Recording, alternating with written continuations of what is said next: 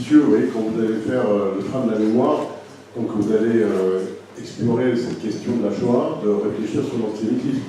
Sinon, on ne comprend pas pourquoi il y a cette violence extrême des nazis contre les juifs, mais souvent il y a des remarques un peu superficielles, vous voyez, de gens qui n'ont pas beaucoup réfléchi ou pas beaucoup étudié, qui disent pourquoi est-ce que les nazis sont tellement énervés contre les juifs. Il doit y avoir quelque chose, du côté des juifs. C'est-à-dire que les juifs sont sans doute des gens qui suscitent de la haine. Enfin, c'est une espèce de fausse piste d'aller chercher chez les juifs qu'est-ce qui fait qu'ils attirent sur eux des persécutions ou même des catastrophes. Donc c'est une fausse piste parce qu'il faut aller voir du côté des gens qui attaquent les juifs, pourquoi ils les attaquent. Et non pas du côté des juifs, pourquoi ils attireraient sur eux, vous voyez, les agressions. De la même manière, vous avez une autre fausse piste que vous avez peut-être entendue déjà dans des remarques un petit peu naïves, vous voyez, superficielles. Pourquoi ils ne se sont pas révoltés, hein? C'est souvent une question naïve qu'on pose. Sous-entendu, s'ils s'étaient révoltés, ça ne leur serait pas arrivé.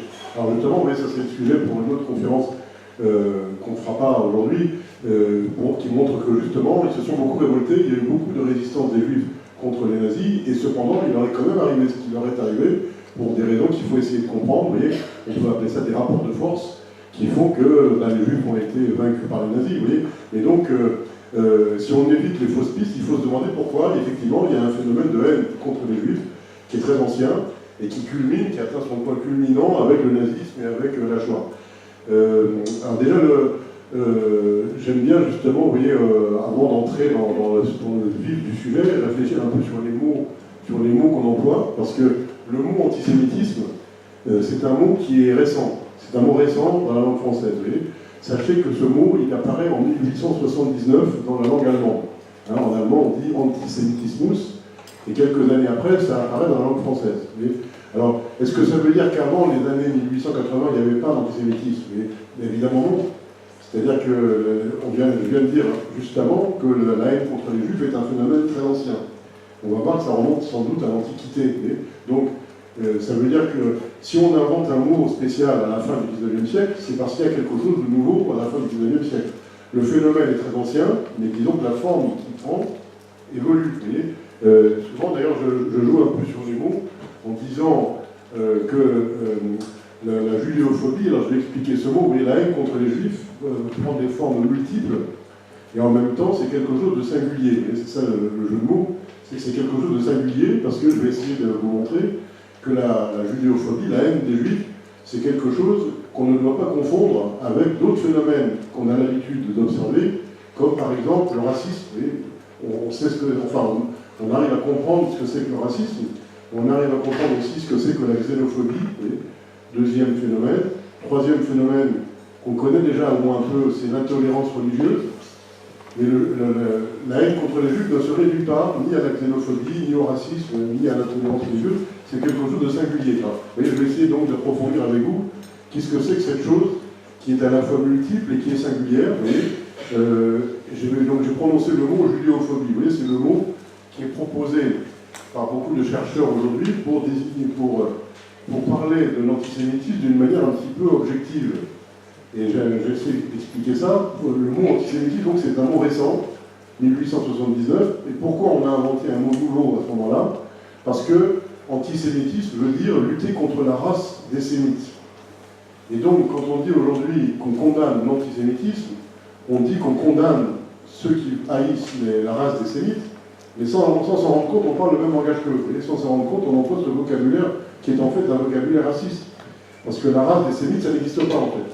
Donc dire qu'on condamne ceux qui haïssent la race des sémites, c'est rester sur ce terrain, vous voyez, c'est un terrain piégé, hein, c'est un piège sémantique, un piège de vocabulaire. Et c'est pour ça que certains chercheurs aujourd'hui proposent de dire judéophobie. Judéophobie, on comprend bien que ça veut dire haïr les juifs ou haïr le judaïsme. En général, c'est les deux. Hein.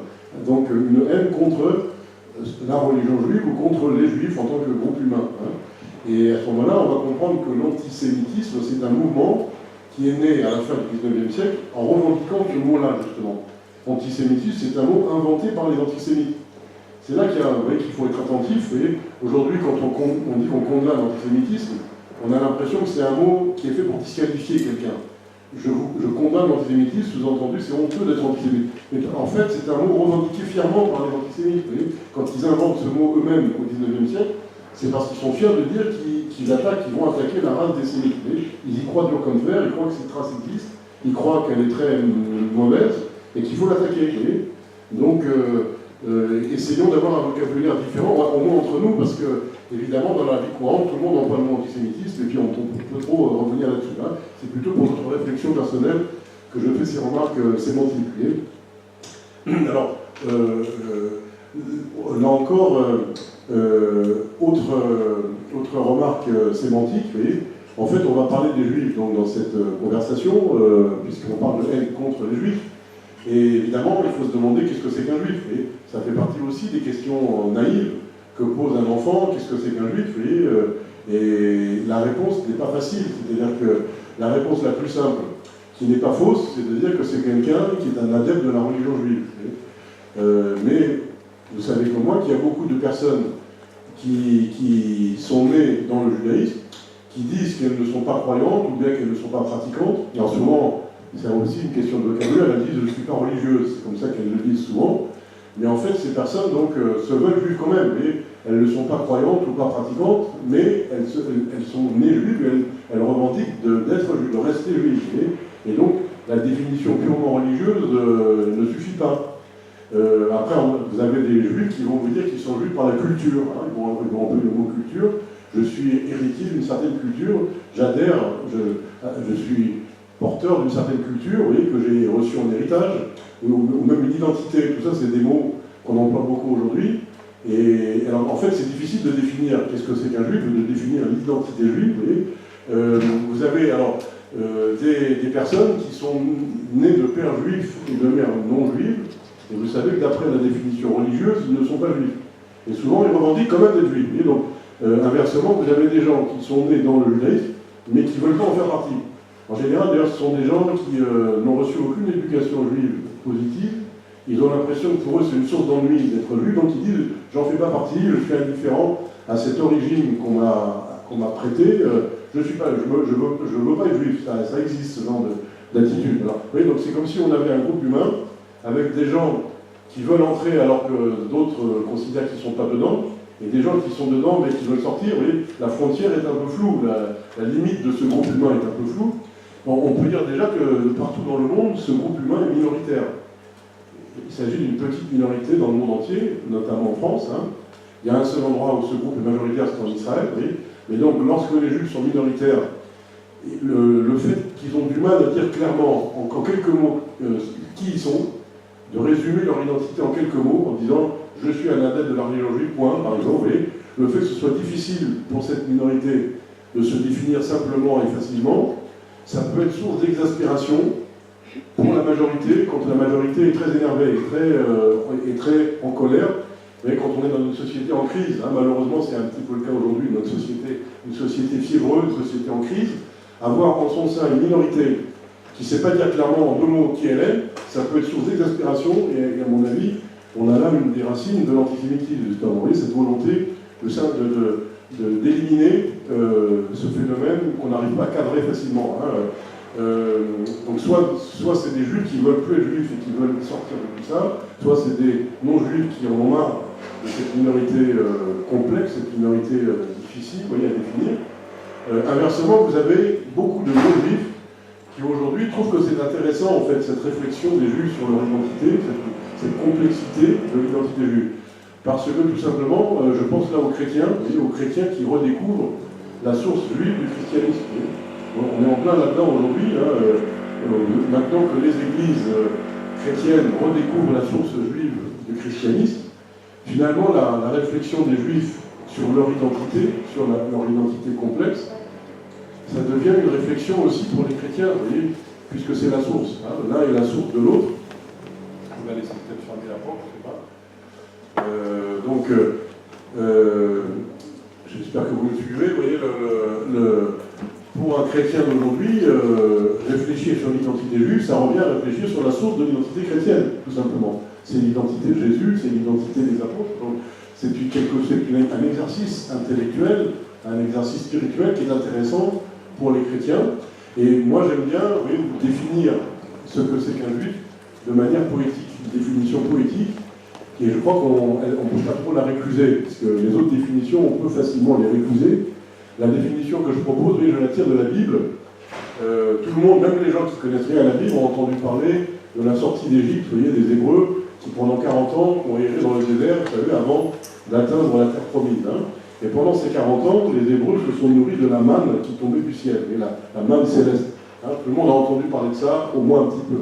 Or, le mot manne en hébreu est un mot qui veut dire qu'est-ce que c'est. Puisqu'ils ont vu quelque chose de mystérieux qui tombait du ciel, ils ont demandé qu'est-ce que c'est. Et c'est ce qu'est-ce que c'est qui les a nourris pendant 40 ans. Et je trouve ça très intéressant symboliquement, vous voyez, sur le fait que l'identité juive se fonde sur le questionnement. Un juif, c'est quelqu'un qui se pose des questions, sur qui il est, sur ce que c'est que d'être juif, vous voyez. Et ça, c'est sans fin. C'est sans fin. Les juifs les plus croyants et les plus pratiquants, et ceux qui sont les moins croyants et les moins pratiquants, ils ont ça en commun, de se poser cette question. Et la réponse n'est jamais définitive, n'est jamais absolue. Et donc je comprends qu'aujourd'hui, beaucoup de chrétiens participent à ce questionnement, vous voyez, qui leur paraît un questionnement intéressant, ou même, en dehors des chrétiens, des non-juifs, mais qui ont un certain niveau de réflexion et de sagesse, partagent ce questionnement. Hein. Voilà, donc ça, c'était des remarques en préambule, pour dire qu'effectivement, c'est compliqué de définir qui est juif, mais ça fait partie justement d'une certaine, finalement, d'une certaine richesse. Finalement, tous les êtres humains sont amenés à se questionner sur leur identité, et les juifs ont un certain entraînement là-dessus, vous voyez, mais finalement c'est un questionnement humain, vous voyez, qui je suis, qui nous sommes en tant que groupe humain. Alors peut-être troisième et dernier préambule, vous voyez, pour rentrer dans le vif du sujet, j'aime bien utiliser, justement pour rentrer dans le vif du sujet, vous voyez, pour analyser la judéophobie, j'aime bien utiliser une plaisanterie que vous avez déjà peut-être entendue. Mais donc, vous voyez, personnellement, je ne sais pas trop raconter des histoires, mais j'aime bien raconter des histoires qu'on a déjà entendues souvent, pour les analyser, pour essayer de comprendre un message qui est derrière. La plaisanterie est la suivante. Vous êtes dans un train, et dans un certain compartiment, il y a un voyageur qui dit aux autres, il faut tuer tous les juifs et tous les coiffeurs. Et quelle est la réponse des voisins dans le compartiment? C'est pourquoi les coiffeurs, hein. C'est-à-dire que tuer les juifs, on n'a pas besoin de le justifier, on n'a pas besoin de l'expliquer, c'est une chose banale, ça s'est toujours fait, donc on peut continuer. Par contre, tuer les coiffeurs, il faut quand même avoir une raison, il faut expliquer qu'est-ce que c'est que cette idée de tuer les coiffeurs. Vous voyez. Et ça, malheureusement, je crois que ça correspond à quelque chose qu'on a vécu ces dernières années. Vous voyez. En 2015, il y a eu au début de l'année assassinat de dessinateurs de presse, assassinat de 2 policiers et de quelques juifs, de quelques clients juifs dans une boutique cachère. Et puis à la fin de l'année 2015, on a tué un peu n'importe qui au hasard à la terrasse des cafés et des restaurants. Et c'est la première fois que c'était les coiffeurs qui étaient visés et pas les juifs. Vous voyez. Et je pense que ça fait réfléchir beaucoup de gens en France sur le fait que quand c'était les juifs qui étaient visés, ben, on n'a pas trop réagi, on ne s'est pas trop senti touché. Et quand c'est nous les coiffeurs qui sommes visés, ben là, effectivement, on est obligé de réfléchir à tout ça. Hein. Donc ben, il me semble que c'est intéressant justement de réfléchir à cette banalité de la haine contre les juifs. Et finalement, le fait qu'on a toujours tué des juifs banalise le fait qu'on en tue encore ces dernières années, vous voyez, à Paris, en France. Hein. Et cette banalité n'est pas normale, vous voyez, il faut essayer de comprendre cette banalité. Alors je vais commencer à rentrer justement dans le vif du sujet en vous disant que j'ai entendu une fois une avocate qui est spécialisée dans la... enfin, je vais faire la comparaison, avant de parler de l'avocate, je vais faire la comparaison entre cette plaisanterie sur les coiffeurs et puis une mauvaise plaisanterie que vous avez certainement entendue déjà, qui malheureusement elle est banale, qui dit qu'un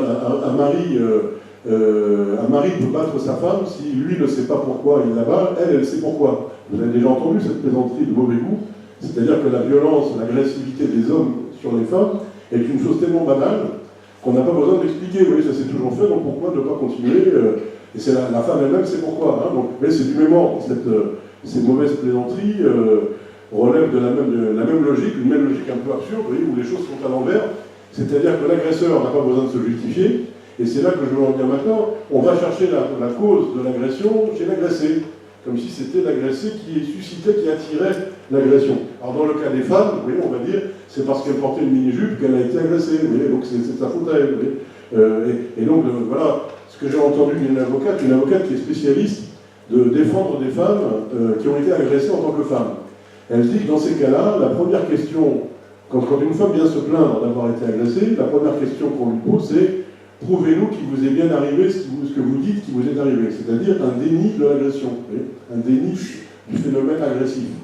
Et si cette femme arrive à prouver qu'elle a bien été agressée, la deuxième question qu'on lui pose, c'est qu'est-ce que vous avez fait pour que ça vous arrive? C'est-à-dire qu'on va chercher du côté de la femme la responsabilité de l'agression. Et c'est seulement une fois qu'elle a assez justifié en disant bah, j'ai rien fait de spécial, qu'on commence à se poser des questions sur l'agresseur. Donc mettons les choses à l'endroit et essayons de travailler sur l'agresseur, dans la suite du propos. Alors, en fait, je vais tout simplement vous montrer, puisque j'ai commencé mon exposé en vous disant que la judéophobie, c'est un terme qui permet de traverser les époques, et de montrer que ce phénomène singulier est multiple dans les formes qu'il a prises à travers le temps. Que l'antisémitisme, c'est la forme moderne du phénomène, mais il y a déjà une forme plus ancienne, très ancienne, qui remonte à l'Antiquité. On peut simplement parcourir ces différentes formes de la judéophobie à travers le temps pour arriver à notre époque maintenant et voir comment ça fonctionne aujourd'hui. Je vais citer une phrase d'un des meilleurs spécialistes de ce sujet qui s'appelle Taguieff. Taguieff, ça s'écrit T-A-G-U-I-E-F. Son prénom c'est Pierre-André Taguieff. Il a publié beaucoup de livres, notamment un Que sais-je sur l'antisémitisme. Vous connaissez la collection Que sais-je, je pense. Et donc Taguieff emploie la formule suivante, il dit la judéophobie parle le langage de chaque époque. Je trouve ça très intéressant, vous voyez, quand on change d'époque, on change de langage. Vous voyez. Il est clair qu'à notre époque, on ne parle pas le même langage qu'à l'époque où, par exemple, tous les Français étaient croyants et pratiquants du christianisme. Aujourd'hui, il y a une grande partie des Français qui ne sont ni croyants ni pratiquants. Donc ça change au fait le langage de l'emploi. Même si dans le langage, justement, il y a des traces de l'époque précédente. Par exemple, vous avez remarqué que souvent on dit mon Dieu, si Dieu veut, enfin, il y a des expressions qui font référence à Dieu que tout le monde emploie, alors que la plupart des gens disent qu'ils ne croient plus en Dieu. Donc, vous voyez, il y a un langage qui correspond à chaque époque. Et Taguieff nous dit la judéophobie parle le langage de chaque époque. C'est-à-dire qu'en fait, la judéophobie traverse les époques. Vous voyez, ce phénomène très ancien, il n'est pas lié à une époque spécifique, puisque les époques changent, mais le phénomène est toujours là. Il est toujours là, il a simplement appris à changer de langage, à parler le langage de mots. Et donc, je vais commencer par l'Antiquité. Vous voyez, c'est-à-dire qu'en gros, le judaïsme en tant que religion, c'est le système religieux juif, vous voyez, il est né à peu près en même temps que le christianisme. C'est-à-dire que quand on dit que le judaïsme est la source du christianisme, c'est vrai, évidemment, mais ça dépend exactement de quel judaïsme on parle. Le judaïsme codifié par les rabbins, il est né à peu près en même temps que le christianisme, et avant, il y avait évidemment toute l'histoire biblique, et puis toute l'histoire post-biblique, qui est bien antérieure donc, à l'ère chrétienne. Or, il y a déjà ce que j'appellerais un anti-judaïsme païen dans l'Antiquité. Anti-judaïsme, d'abord, j'explique le mot, anti-judaïsme veut dire attaquer la religion juive. Là, c'est assez clair qu'on emploie le mot anti-judaïsme, c'est une attaque contre la religion juive. Et il y a déjà dans l'Antiquité, avant l'ère chrétienne, une attaque contre la religion juive de la part de païens, qui sont choqués par cette religion nouvelle, une religion qui n'a pas d'idole. Il n'y a aucune représentation visuelle, physique de Dieu. D'abord, il y a un seul Dieu, non seulement il y a un seul Dieu, et en plus, on ne peut pas le voir. Il est invisible, il n'y a pas de statue, donc en plus, il y a la circoncision, qui est très connue en fait en Orient. Ce n'est pas les Juifs qui ont inventé la circoncision, c'est une chose très courante en Orient, mais en Europe, on ne connaissait pas. Donc, il y a la circoncision, il y a le Shabbat, où on arrête de travailler 24 heures. Enfin, cette religion surprend et choque une partie des païens. Et donc, vous avez des auteurs païens qui écrivent des pamphlets contre le judaïsme, contre la religion juive. Et puis, vous avez, là encore, il y a une différence entre attaquer la religion juive et puis attaquer les juifs, vous voyez, en tant que groupe humain. Il y a un endroit en particulier où les juifs ont été attaqués, c'est la ville d'Alexandrie en Égypte. En Égypte, vous avez une ville fondée par les Grecs, Alexandrie. Ça veut bien dire que ce sont les Grecs qui l'ont fondée en l'honneur d'Alexandre le Grand. Donc vous voyez, il y a une circulation entre la Grèce et l'Égypte. Donc les Grecs païens ont fondé une grande ville grecque en Égypte qui s'appelle Alexandrie. Et à Alexandrie, justement, il y avait une grande population juive venue de Palestine. En fait, c'était les débuts de la diaspora. Mais là encore, c'est tout un vaste sujet, une autre conférence que je ne ferai pas, sur la chronologie de l'histoire des Juifs. Oui, la diaspora, c'est beaucoup plus ancien que ce qu'on croit habituellement. La diaspora commence bien avant l'ère chrétienne. Donc il y a déjà une grande communauté juive en diaspora à Alexandrie, plusieurs siècles avant l'ère chrétienne. Hein. Et c'est notamment à ce moment-là qu'on va traduire la Bible en grec pour la première fois. On appelle ça la Septante, vous voyez, et ça va être la source de la Vulgate que les chrétiens ont employé beaucoup en Occident. Hein. Donc il y a une grande diaspora juive à Alexandrie, et il y a une grande population grecque dans la même ville, et les relations sont très mauvaises. Il y a un anti-judaïsme de la part des païens grecs, vous voyez, d'Alexandrie, avec une certaine violence. Donc c'est intéressant de repérer qu'il y a déjà, la première fois qu'on entend parler, si vous voulez, de polémique anti-juive, qui est non seulement à travers quelques livres, mais à travers surtout des violences physiques, c'est à Alexandrie dans l'Antiquité. Simplement, je ne vais pas développer plus cette histoire d'anti-judaïsme païen, parce que je dirais que c'est assez marginal. C'est assez marginal. Si vous prenez l'ensemble de l'histoire de l'Antiquité grecque et romaine, vous voyez, c'est un grand sujet, hein, il y a des cours, vous avez dû avoir des cours d'histoire là-dessus, et moi je ne suis pas spécialiste de ça. En gros, on peut faire l'histoire de l'Antiquité grecque-romaine en oubliant de parler de ce phénomène de l'anti-judaïsme païen, et ça change pratiquement rien au tableau d'ensemble. C'est-à-dire que ce n'est pas quelque chose de fondamental, de central, mais ça ne caractérise pas l'Antiquité gréco-romaine. Il y a quelques livres qui ont été écrits, il y a eu à un moment bien précis des violences dans une ville particulière, mais c'est assez marginal à l'échelle, vous voyez, du temps et de l'espace. Hein. Par contre, ce qui n'est pas marginal du tout, ce qui est très important et fondamental, c'est l'anti-judaïsme chrétien. L'anti-judaïsme chrétien, et c'est pour ça que c'est important de s'arrêter là-dessus, mais à partir du moment où naît le christianisme est né en rupture avec le judaïsme. C'est ça qui est très paradoxal. Puisque j'ai commencé, vous voyez, par vous dire que le judaïsme est la source du christianisme, et j'ai tendance à comparer ça, vous voyez, avec un cordon ombilical, c'est gentil de faciliter les choses, j'ai tendance à comparer ça avec un cordon ombilical, vous voyez, qu'il faut couper. Merci. Quand on a une mère qui doit couper le cordon ombilical par rapport à son enfant, pour que l'enfant puisse devenir autonome, vous voyez, c'est à peu près ce qui s'est passé avec les débuts du christianisme. Le christianisme était en fait à l'intérieur du judaïsme, et pour pouvoir sortir et se fonder en tant que religion autonome, séparée, il a dû polémiquer contre le judaïsme. Hein. C'est d'ailleurs pour ça qu'aujourd'hui, il y a des tas de travaux de spécialistes sur la fabrication des évangiles, la fabrication, vous voyez, de tout ce récit fondateur du christianisme. Comment est-ce que ce récit a été fabriqué, par qui, dans quel contexte, vous voyez, pour marquer une opposition au judaïsme, parce qu'en fait c'est une histoire de juifs au départ, c'est une histoire qui se passe en plein milieu des synagogues et du milieu juif. Hein. Donc le christianisme polémique avec le judaïsme, et vous avez peut-être entendu parler d'une proposition qui a été faite au IIe siècle de l'ère chrétienne par un nommé comment est-ce qu'il s'appelle, ça ressemble à Macron, mais c'est pas Macron, c'est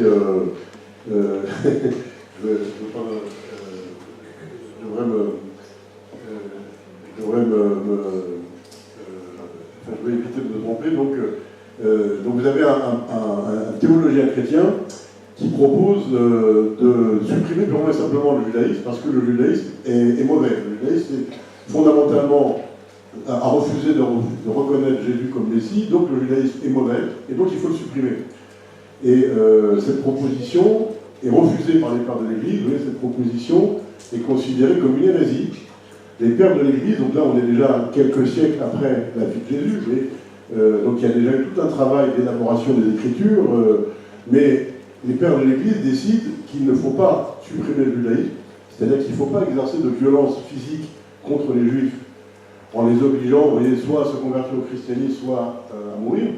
Il ne faut pas exercer de violence physique contre eux, il faut simplement leur faire comprendre qu'ils ont tort, leur faire comprendre que leur religion est erronée, parce qu'ils ont refusé Jésus comme Messie, jusqu'à ce qu'ils finissent par comprendre, vous voyez, et dans ce cas-là, ils finiront par se convertir, et ce sera la grande parousie, c'est-à-dire le retour du Christ. Donc cette doctrine-là, vous voyez, élaborée par les pères de l'Église, hein, on appelle ça la doctrine du peuple témoin, c'est une doctrine un peu ambiguë, vous voyez, c'est-à-dire que il y a cette attente de la conversion des Juifs, qui c'est pas une pure et simple condamnation des Juifs, vous voyez, sur le plan de la théologie, il faut aller un petit peu plus loin pour bien comprendre en fait tout ce qui s'est passé pendant des siècles, vous voyez, dans le monde chrétien contre le judaïsme. La conséquence de cette théorisation par les pères de l'Église de ce que c'est que les Juifs, de ce que c'est que le judaïsme, qu'est-ce qu'il faut penser des Juifs et du judaïsme, la conséquence de ça, c'est une théologie qu'on appelle la théologie de la substitution. Et c'est important que vous compreniez bien qu'est-ce que c'est la théologie de la substitution, parce que ça a laissé des traces jusqu'à aujourd'hui, vous voyez, dans la culture française, dans la culture occidentale. Hein, des traces souvent inconscientes, mais qui sont bien là. Alors la théologie de la substitution, ça consiste à dire que, à l'époque de l'Ancien Testament, Dieu a conclu une alliance avec le peuple juif. C'est ce qu'on appelle l'élection, le peuple élu, l'élection du peuple juif, telle que vous pouvez la lire dans l'Ancien Testament. Et donc le christianisme, vous le savez très bien, ne réfute pas du tout l'Ancien Testament, il le lit, il le connaît, il l'étudie. Mais le christianisme, évidemment, ajoute au Nouveau Testament. Hein. Il y a des grandes questions, comment on articule les deux quand on est chrétien. Bon. Et donc la théologie de la substitution consiste à dire, certes, dans l'Ancien Testament, il est bien question d'une alliance, d'une élection du peuple juif, mais du fait que le peuple juif n'a pas reconnu Jésus comme Messie, il a été déchu de son élection. Il n'est plus le peuple élu, et l'élection a été transférée, c'est pour ça qu'on parle de substitution, l'élection a été transférée vers le peuple chrétien.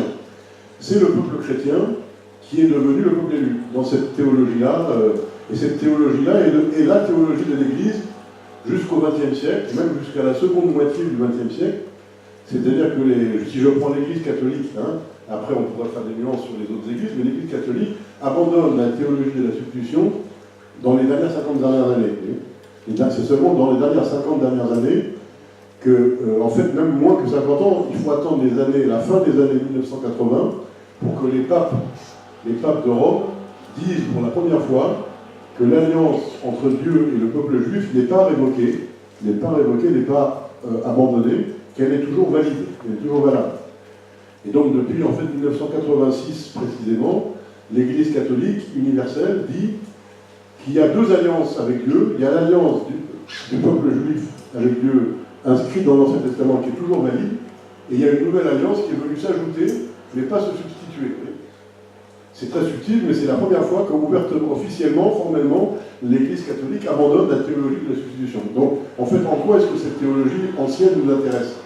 Elle nous intéresse parce que, je vous ai dit juste avant que l'Église ne proposait pas de supprimer les Juifs. Il ne fallait pas les tuer, il ne fallait pas les forcer physiquement à se convertir au christianisme. Mais il fallait leur faire sentir lourdement qu'ils se trompaient, vous voyez. Il fallait leur faire sentir lourdement qu'ils se trompaient. Et là, je vais vous proposer donc une analyse d'historien, c'est-à-dire, quand on fait de l'histoire, on fait toujours beaucoup attention à la chronologie. On fait toujours beaucoup attention aux paramètres du temps. Hein. C'est ça l'histoire, c'est inscrit dans le temps les phénomènes. Quand est-ce que ça a commencé, quand est-ce que ça s'est terminé, vous voyez, est-ce que ça a évolué dans le temps, hein. Donc c'est ça la dimension du temps qui est le propre du travail des historiens. Donc, il faut savoir que pendant le premier millénaire du christianisme, la théologie de la substitution était déjà là, mais les relations entre juifs et chrétiens étaient correctes. C'est-à-dire que dans les livres, il y avait cette théologie qui disait que les juifs avaient tort, qu'ils avaient perdu leur élection, et qu'il y avait eu substitution, vous voyez, auprès de Dieu, mais ça n'empêchait pas des relations humaines et des relations sociales correctes entre juifs et chrétiens.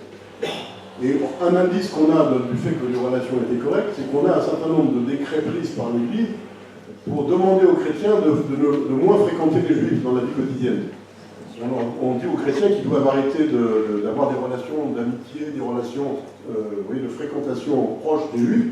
Et si l'Église n'arrête pas de leur dire ça, c'est parce qu'en fait ils se fréquentent beaucoup. Vous voyez. Donc c'est un indice que ça se passait plutôt bien. Ça se passait plutôt bien dans la vie courante, et même si l'Église essayait de freiner un peu ça, ça s'est bien passé à peu près jusqu'au XIe siècle de l'ère chrétienne. Vous voyez. Donc c'est seulement dans le deuxième millénaire de l'ère chrétienne que là il y a eu des problèmes assez graves entre juifs et chrétiens. Vous voyez. ça commence en fait avec les croisades. Vous voyez, les croisades, hein, vous avez appris ça en classe, 1099, la prise de Jérusalem par les croisés. Hein, ça fait partie des quelques dates importantes, mais qu'il faut connaître. Hein. Donc à l'époque des croisades, c'est assez intéressant, on peut dire qu'on a un christianisme triomphant. Le christianisme devient agressif, beaucoup plus agressif contre les juifs, parce qu'en fait c'est une période triomphaliste, vous voyez, où l'Église part à la guerre contre l'islam. Alors c'est peut-être qu'on vous a expliqué en classe que les croisés ne vont pas seulement attaquer l'islam, mais ils vont aussi attaquer les chrétiens orthodoxes hein, qui sont à Constantinople. Je ne sais pas si vous avez entendu parler de ça. Il y avait une bagarre entre l'église catholique de Rome et puis l'église orthodoxe de Constantinople, et il y a eu aussi beaucoup de violence dans ce côté-là. Mais donc, l'église triomphante, qui part en croisade, attaque les juifs sur son chemin, dans la vallée du Rhin, quand les croisés sont descendus vers la Méditerranée pour partir en croisade, ils ont attaqué physiquement les juifs, donc il y a eu pas mal de morts, et on peut dire que là on rentre dans une période beaucoup plus tendue, beaucoup plus dramatique dans les relations entre juifs et chrétiens. Alors, je vais simplement vous énumérer là, parce que vous voyez, tous ces sujets-là, on peut les approfondir beaucoup, mais je vous donne simplement un schéma. Je vais vous énumérer tout ce qui s'est passé à partir du XIe siècle de négatif, c'est-à-dire de persécution en fait, qui commence contre les juifs. Alors là, on parle très précisément, on parle de l'Occident chrétien, on parle de l'Europe occidentale chrétienne. Hein, on ne parle pas du monde entier, on parle de l'Europe occidentale chrétienne, là où la France fait partie. À partir du XIIe siècle, vous avez une accusation contre les Juifs de crimes rituels. Je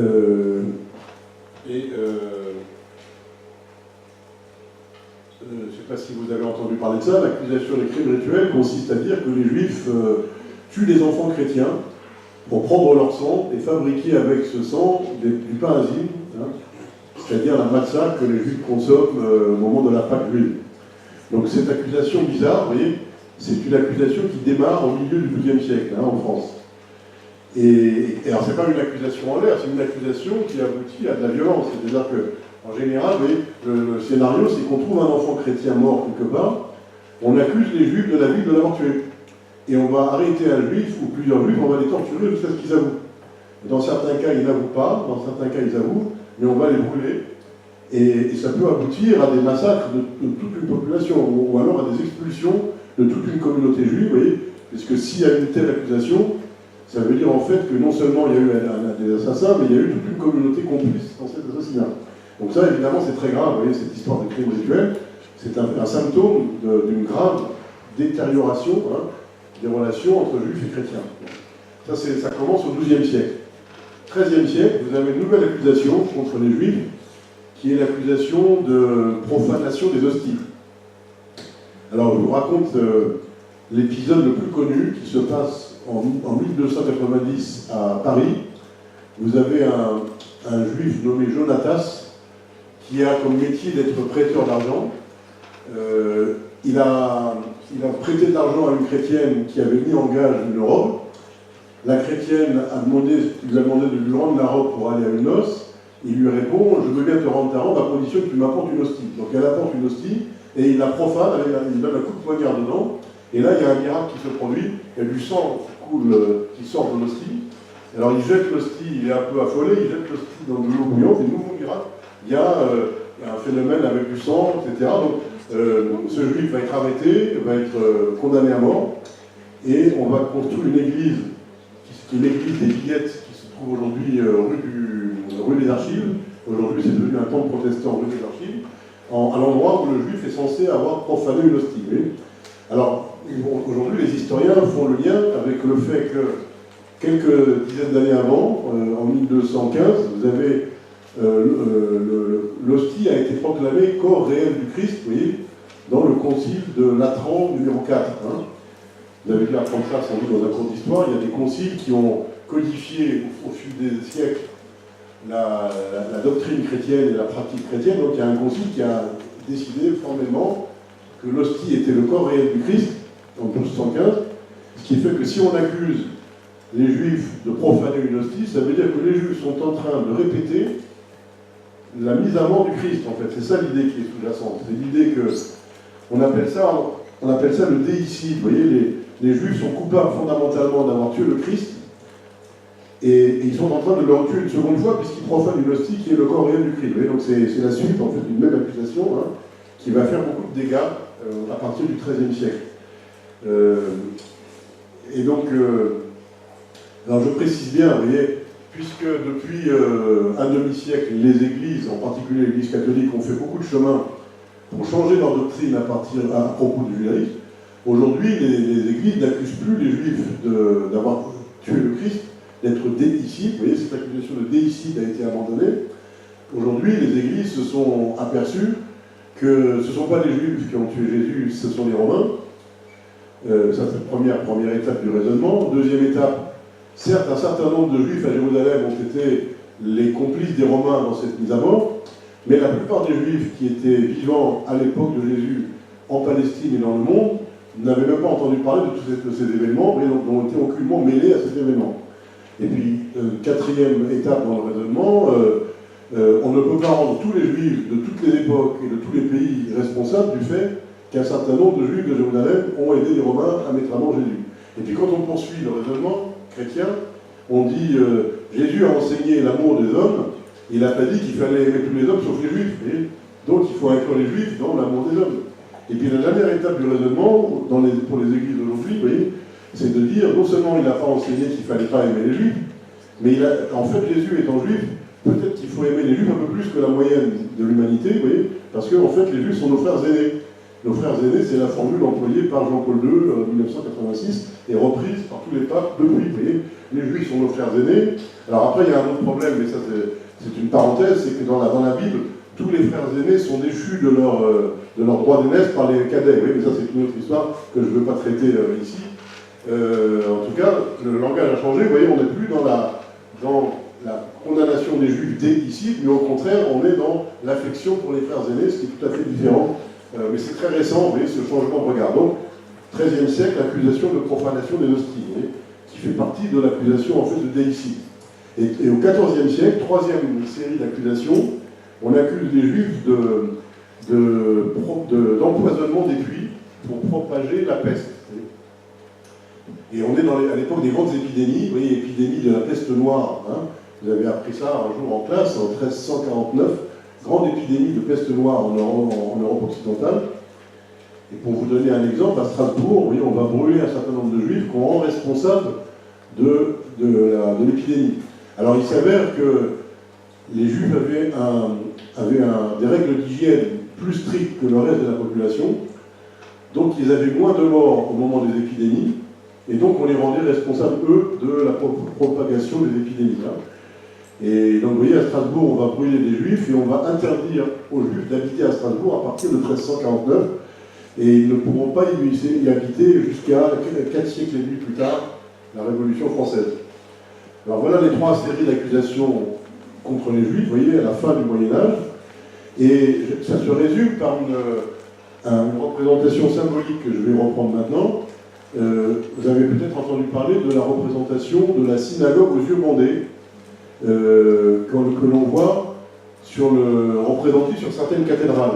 Ça commence sur la cathédrale de Strasbourg au XIIIe siècle, mais on voit ça aussi sur la façade de Notre-Dame aujourd'hui. Vous voyez, vous avez une représentation d'une synagogue aux yeux bandés, c'est-à-dire vous avez deux femmes qui sont représentées, une qui a les yeux bandés, c'est la synagogue, les yeux bandés parce qu'elle n'a pas voulu voir la vérité.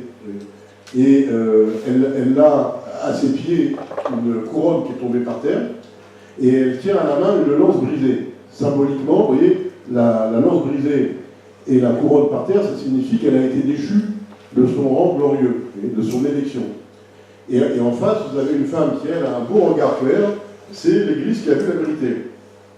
Et elle a sur la tête une couronne, vous voyez, et elle tient à la main une lance qui est en bon état, et là on voit bien la substitution, vous voyez, de l'une par l'autre. La royauté a été transférée de l'une à l'autre, c'est la théologie de la substitution. C'est-à-dire que c'est une sorte de bande dessinée, vous voyez, pour raconter la théologie aux gens qui ne savaient pas lire, aux gens qui ne pouvaient pas étudier la théologie. Et donc cette représentation-là, on la voit justement à partir du XIIIe siècle sur les cathédrales en France, vous voyez, et dans plusieurs pays d'Europe occidentale. J'ajoute un détail, dans les premières représentations de la synagogue aux yeux bandés, les yeux sont bandés par du tissu. Mais au bout de 50 ans, le tissu est remplacé par un serpent. Et vous voyez, le fait que les yeux soient bandés par un serpent signifie que non seulement les Juifs ne veulent pas voir la vérité, mais il y a quelque chose de diabolique. Vous voyez, le serpent, c'est quelque chose d'extrêmement méchant, c'est le symbole du mal. Il y a quelque chose de diabolique dans le refus des Juifs de voir la vérité. Et là, ça correspond à toute une époque, en fait, en Occident, où il y avait des grandes épidémies. Vous voyez, les gens mouraient jeunes, ils avaient une peur de la mort qui était très présente en Occident à la fin du Moyen-Âge.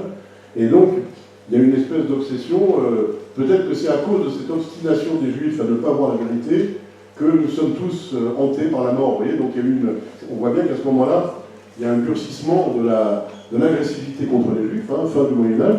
Alors j'ai bien insisté sur le fait que ce n'était pas consubstantiel au christianisme, mais ça ne démarre pas avec le début du christianisme. C'est-à-dire que ce n'est pas intrinsèque au christianisme. Vous voyez, ça commence 1000 ans après le début du christianisme, mais là, ça fait beaucoup de dégâts, cette agressivité.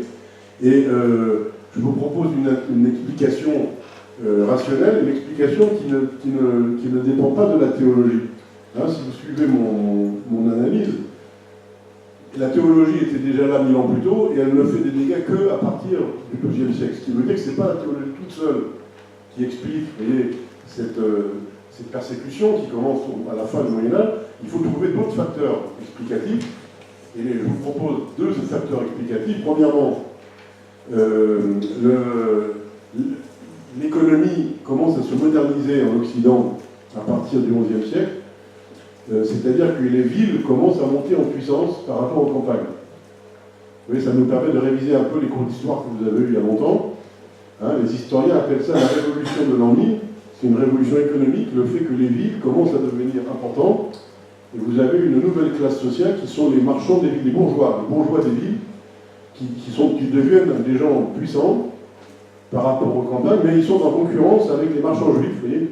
Auparavant, les marchands juifs jouaient un grand rôle dans le commerce, et puis il y a une concurrence nouvelle avec les bourgeois chrétiens des villes, et donc on a besoin d'attaquer les juifs, et on trouve la théologie comme instrument à ce moment-là, pour les attaquer.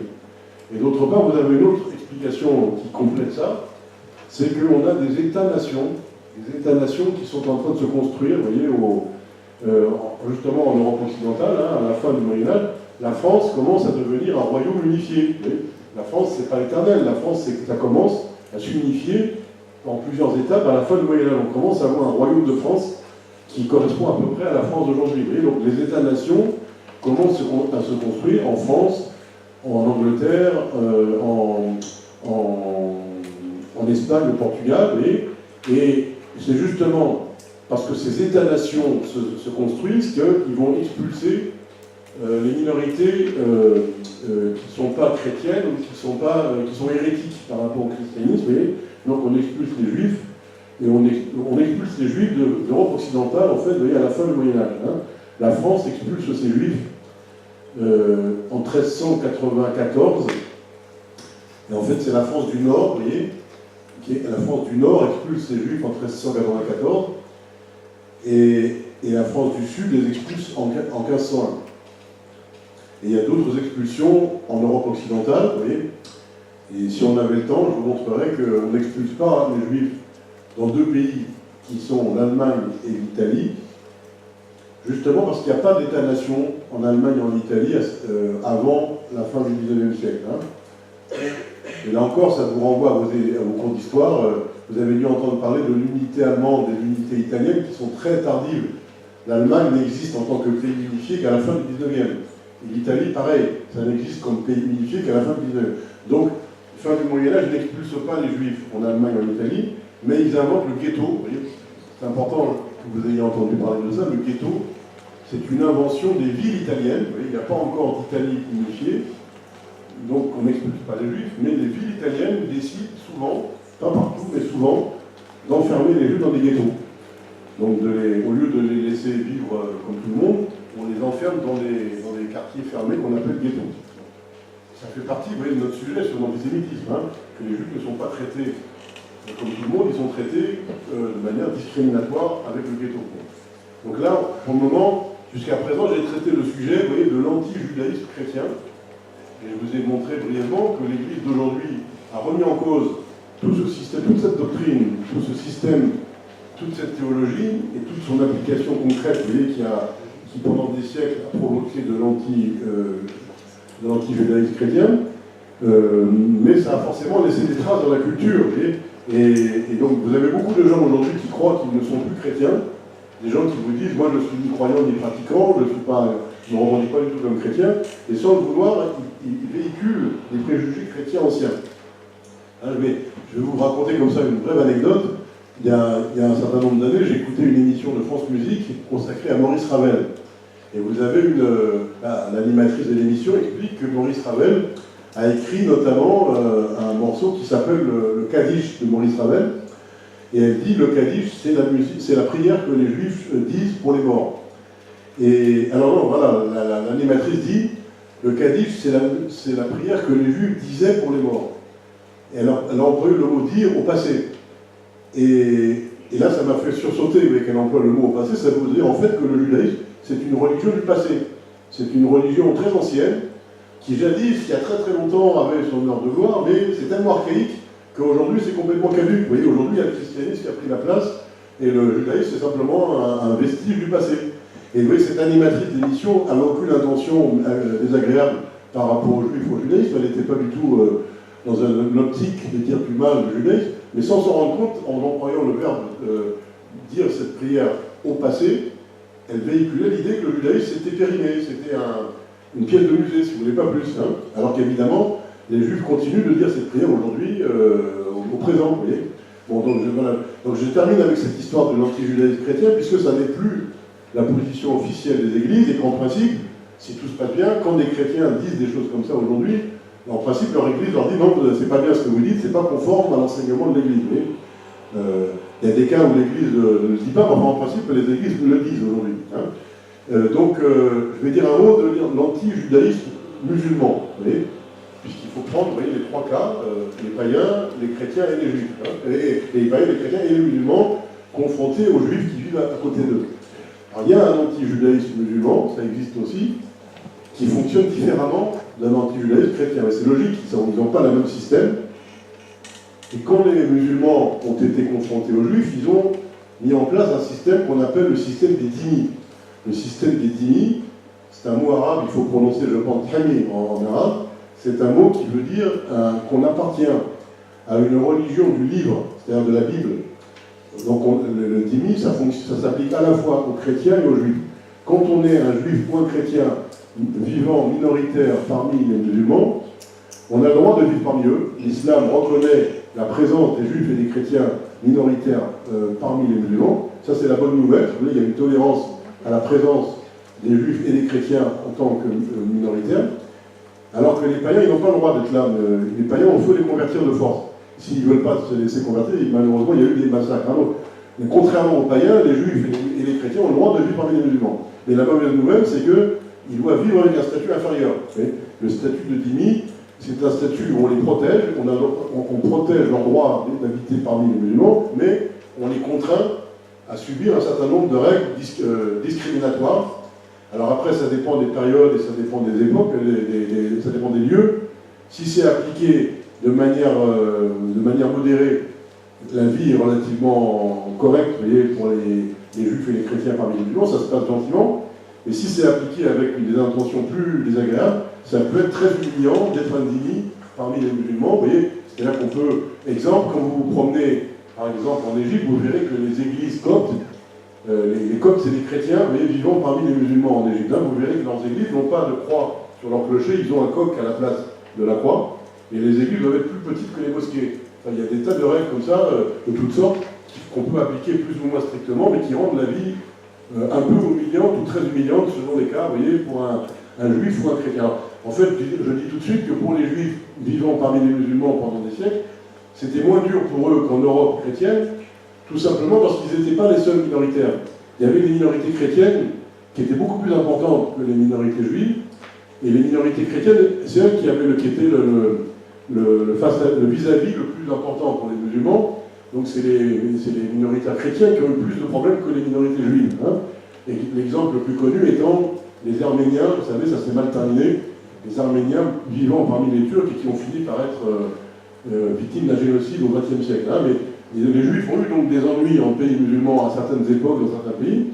Il y a eu des massacres ponctuels, il y a eu des violences ponctuelles, mais il n'y a pas eu des grandes catastrophes comme en Europe chrétienne. Et on arrive comme ça, si vous voulez, maintenant je me rapproche un peu de notre époque parce que je voudrais vous parler maintenant de l'antisémitisme au sens précis du terme. Vous voyez. Pourquoi est-ce qu'il y a un mot nouveau qui apparaît au XIXe siècle, hein, à la fin du XIXe siècle? Je vous l'ai dit au commencement, c'est parce qu'on croit qu'il existe une race sémitique et que cette race est mauvaise et qu'il faut lutter contre elle. Oui, c'est ça le système antisémite, c'est un système qui est dérivé du système des races et qui s'attaque aux juifs en particulier. Alors, en fait, la théorie des races, vous voyez, c'est une théorie du XIXe siècle. C'est lié avec les grandes découvertes scientifiques, vous savez, du XIXe siècle, avec, par exemple, Monsieur Darwin, qui fait la théorie, vous savez, de la sélection naturelle des espèces animales. Hein. Vous avez appris ça, qu'il y a une lutte pour la vie, où les espèces animales survivent si elles sont les plus fortes, et si elles sont capables de vaincre les espèces les plus faibles. Hein.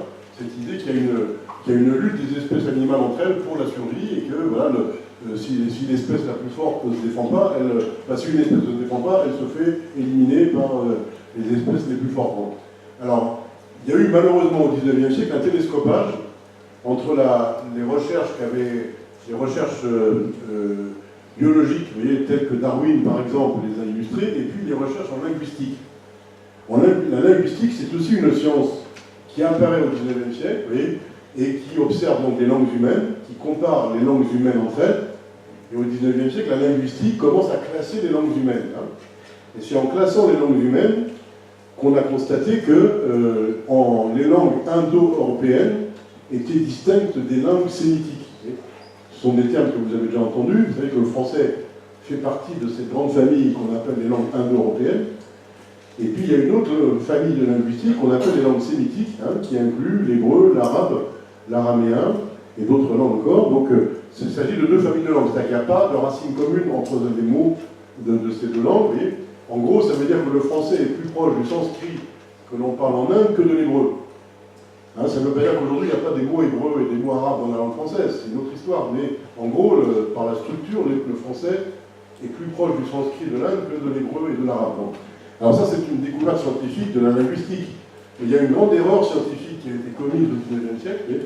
Et je précise bien que la démarche de la science, ça ne consiste pas à dire la vérité. La démarche de la science consiste à être capable de reconnaître ses propres erreurs pour les corriger. Hein. C'est ça la pensée scientifique. Moi, je ne m'occupe pas de sciences de la nature, mais même dans les sciences humaines, vous voyez, on apprend à travailler comme ça. Donc, personne ne prétend avoir la vérité tout le temps, vous voyez, on prétend simplement avoir une méthode de recherche de la vérité, ce qui veut dire que si on vous prouve que vous vous êtes trompé, vous êtes capable de reconnaître votre erreur et de la corriger. Donc il y a eu une grande erreur commise au XIXe siècle par les scientifiques qui ont amalgamé la biologie et la linguistique. Vous voyez, ils ont cru que derrière chaque famille de langues se cachait une famille biologique, une race. Et à l'époque, ils emploient le mot race pour définir un ensemble d'êtres humains qui ont le même sang. C'est ça la théorie des races, on a le même sang dans les veines parce qu'on parle des mêmes langues, on parle des langues voisines. Et donc ils se disent, il y a des langues sémitiques, donc il y a une race sémitique. Et au début d'ailleurs, ils ne pensent pas du tout en termes antisémites. Au début, ils croient tout simplement qu'il existe une race sémitique, mais au bout d'une ou deux générations, c'est là qu'on voit que l'influence, vous voyez, de la vieille judéophobie qui était basée sur la religion au départ. Donc, étant donné qu'il y avait un préjugé religieux contre le judaïsme, on va en déduire un préjugé pseudo-scientifique contre la race sémitique, vous voyez, qu'on est en train d'inventer en fait. On est en train d'inventer une race sémitique au XIXe siècle, et on reprend le préjugé religieux pour dire cette race est mauvaise. Et dans un premier temps, on ne parle pas de massacre des juifs. Mais on n'arrive pas encore à la Shoah, on n'arrive pas encore à des grands massacres, mais on arrive déjà à l'idée que les sémites seraient, je dis bien seraient, hein, au conditionnel, une race étrangère à l'Europe. D'un côté, il y a les Indo-Européens.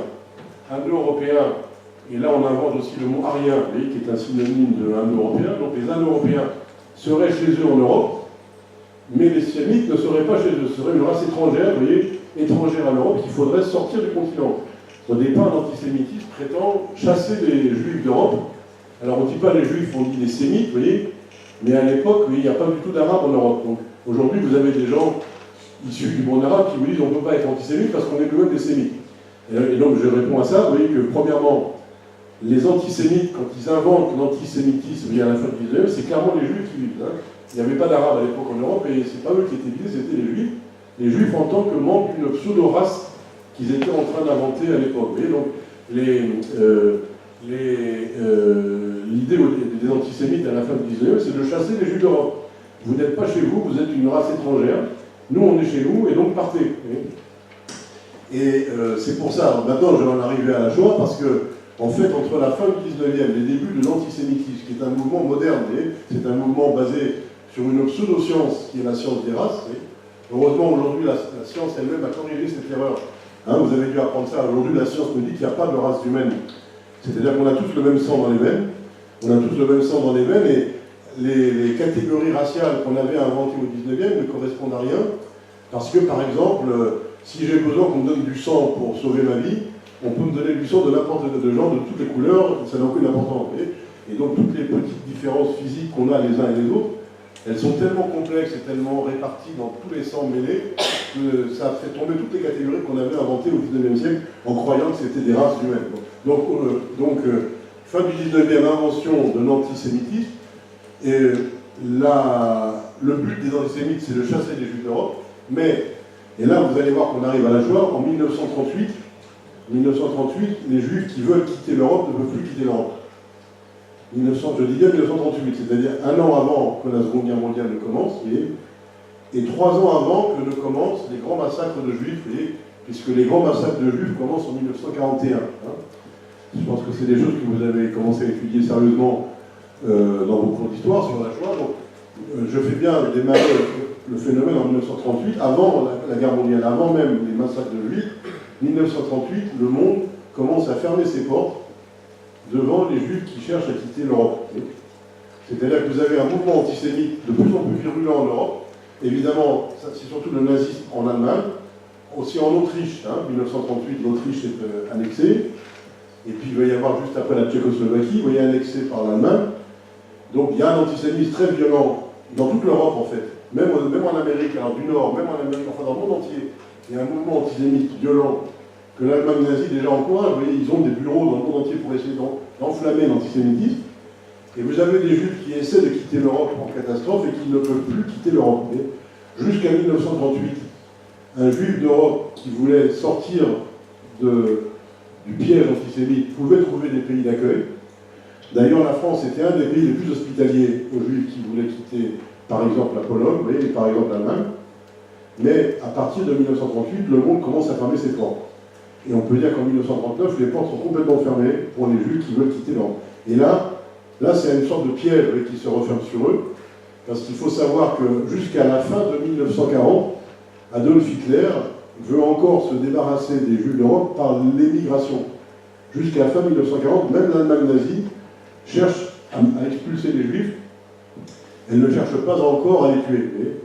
Il y avait bien dans le langage d'Hitler, il y avait bien des allusions criminelles, il y avait des allusions au fait qu'il faudrait se débarrasser des juifs, peut-être physiquement, mais c'était un peu de la rhétorique, si vous voulez. Et c'est seulement fin 1940 que Hitler donne l'ordre de préparer des plans d'extermination des juifs. C'est-à-dire que sa rhétorique commence à devenir très concrète, vous voyez, parce que nous constatons qu'il n'arrive pas à se débarrasser des juifs par l'émigration, eh bien, il envisage autre chose qui va être l'assassinat systématique. Hein. Donc, vous voyez, si on veut comprendre la Shoah, il faut comprendre comment on arrive à ce paroxysme qui est la volonté de non pas seulement d'expulser, mais de tuer. Et donc là, je vais vous proposer encore brièvement une petite réflexion sur le fait qu'on n'arrive jamais sur le fait que la Shoah c'est un génocide. Oui, un génocide, c'est-à-dire la tentative de détruire un peuple entier. Hein. C'est ça la définition d'un génocide, un projet, une intention explicite, une intention formulée clairement de tuer un peuple entier. Et il y a eu 3 génocides au XXe siècle, vous voyez, c'est important de bien réfléchir là-dessus, d'analyser ça. Génocide contre les Arméniens à partir de 1915, génocide contre les Juifs à partir de 1941, si on prend comme date le début des massacres, vous voyez, génocide contre les Tutsis de Rwanda en 1994. Et dans ces 3 génocides que je viens de citer, on retrouve le même schéma, c'est-à-dire que le paroxysme, un génocide, c'est un paroxysme. Parce que souvent, vous avez la question naïve qui est posée par un élève ou par un adulte, qui est pourquoi il y a tout d'un coup une colère telle de Hitler contre les Juifs. Et c'est là qu'on arrive à cette réponse piégée. Il doit y avoir quelque chose de bizarre chez les Juifs pour que Hitler s'énerve tellement contre eux. Vous voyez.